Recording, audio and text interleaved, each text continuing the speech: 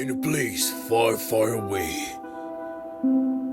in a parking lot in Montreal, Tabarnak, was a shitbox who needed a lot of work.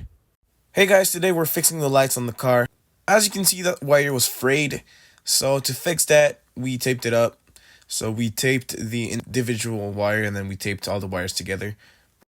I also bought some new sleeves to put back on the wires once we're done doing the reparations. Once I was done with that, I put the new bulb in and I put it back into the headlight mount.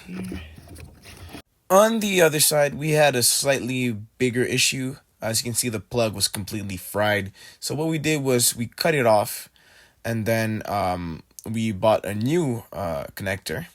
We then cut the wires of the new connector at different lengths so that when we use crimp connectors to connect it to the car, it doesn't become too thick, so the wires can fit back into a sleeve. We then proceeded to strip the wire from its rubber insulation so that we can use crimp connectors to connect it to the car.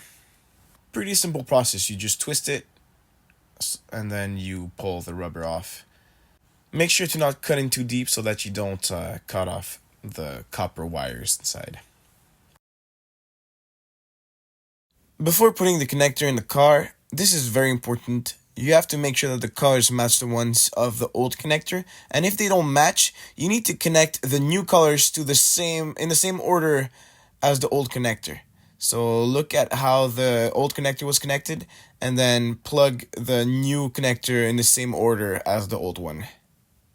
This is the crimp connector we used. Basically, you just shove one wire on one side and the other wire on the other side, and then with a anything, you just pinch it until it crimps onto the wires and it connects them together. It's pretty simple, and it should hold pretty tight. After that, we taped everything, and then we put it back into the sleeve, and this is the final result. We put the new bulb in.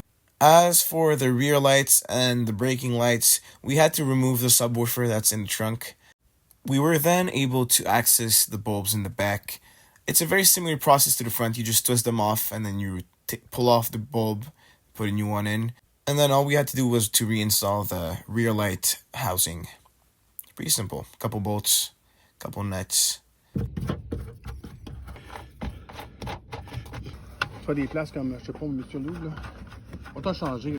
And then boom, everything's working. The hazards are working. The braking lights are working. It's normal that the two middle ones don't blink. I don't know why the Mustang decided that those two wouldn't light up when you brake or when you fucking change lanes, but it is what it is. Everything's working fine. Everything looks good. Now we just had to put everything back together. And this is how you fix your lights on your 2005 to 2009 Mustang. Thanks for watching and have a good day.